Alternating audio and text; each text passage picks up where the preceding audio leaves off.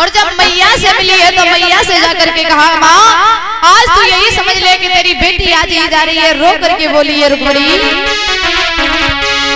चली ससुरारी दुल्हने बन के चली ससुरारी दुल्हने बन के।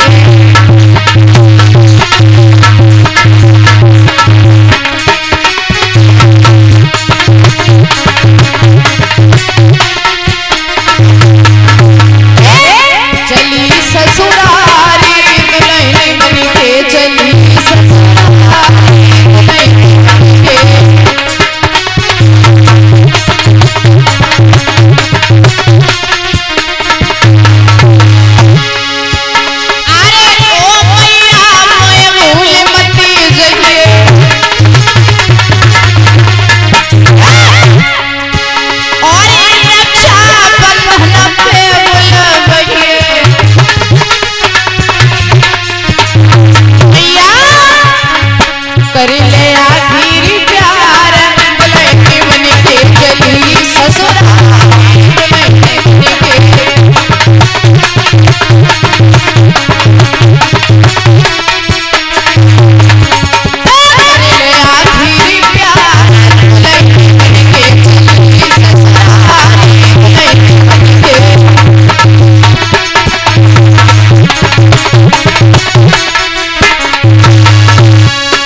जवाब दिया है मैया, आज ही समझ ले कि तेरी बेटी आज ही ससुराल जा रही है। लेकिन मैया को कहा पता कि बिटिया कहाँ गुल खिलाने जा रही है। जवाब दो लाडो, कहाँ जाती हो?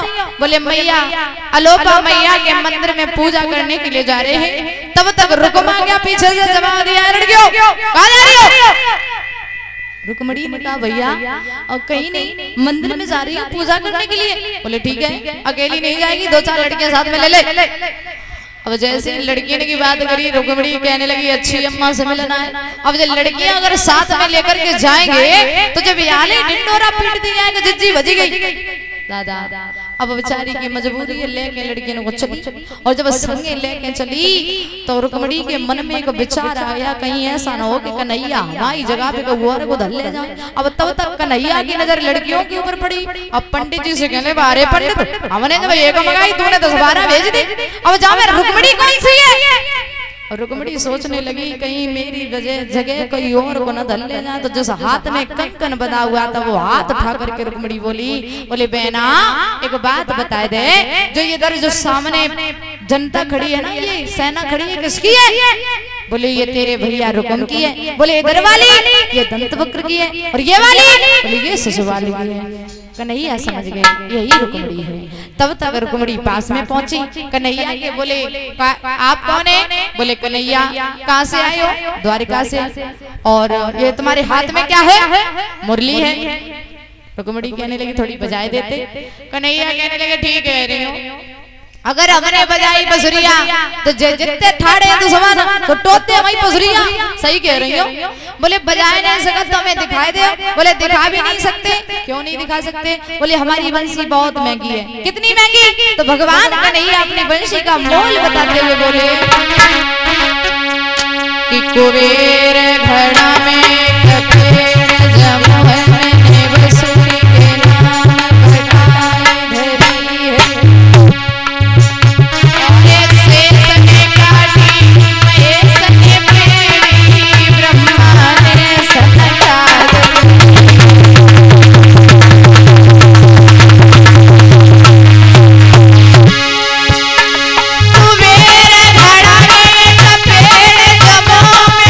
सूरी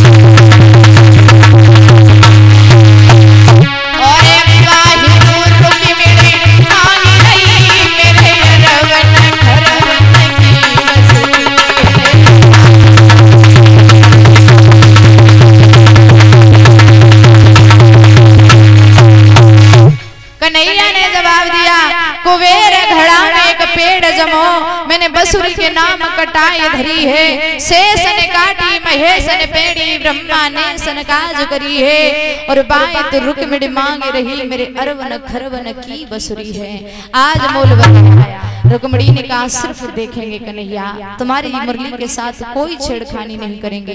कन्हैया ने मुरली दिखाने के लिए हाथ बढ़ाया और रुक्मिणी ने मुरली लेने के लिए हाथ बढ़ाया तो भगवान ने रुक्मिणी का हाथ पकड़ा, झटका मारा, रथ में बिठा लिया, लेकर के चलने लगे। और जब लेकर के चलने लगे जो लड़कियां साथ में कह रही है जिज्जी कहां जा रही है, रुक्मिणी कहनी चुप्पा घरे लौट जाओ और काऊ से कुछ कह पाई तो तेरी खैर ना।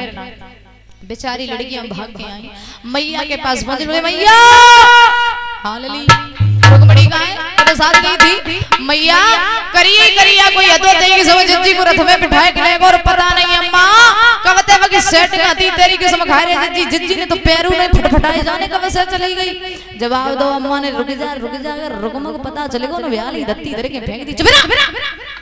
बिटियों कहने लगी आए दैया ये तो अम्मा और बिटिया की मिली भगत। अरे अम्मा ने बिटिया बजवाई दे। बोले लोमड़िया चुप रहो ना, माते ही माते तेरे मखालो दे दे। बोले रे तब तक पीछे से रुकमा गए लड़की रुक्मिणी तेरे साथ में गई थी कहां गए। बोले भैया कोई काला काला था रथ में बैठा करके रुक्मिणी को ले गया, समझ गया है कन्हैया होगा और कोई नहीं।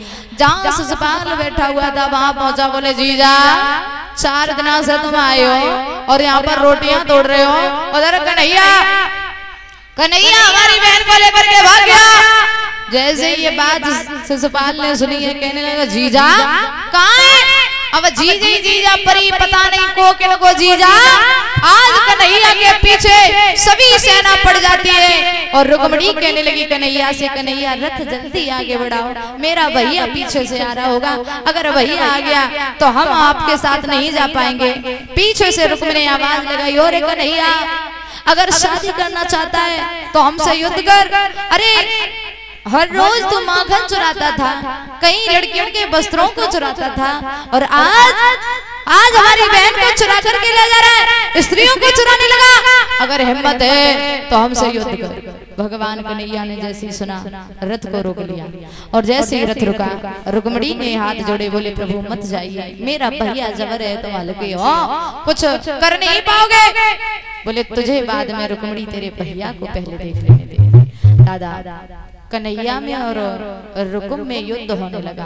काफी समय हो गया, लौट करके जब कन्हैया द्वारिका में नहीं पहुंचे तो बलराम ढूंढते हुए आए और जब बलराम ढूंढते हुए आए तो देखा कि भगवान कन्हैया अकेले और इतनी सारी सेना युद्ध हो रहा है। और जब स्त्री की तरफ देखा तो कन्हैया से कहने लगे कहे दिखाई नहीं को है। बोले भैया कि कौन की हरि और कौन सुगर नारियल में कौन की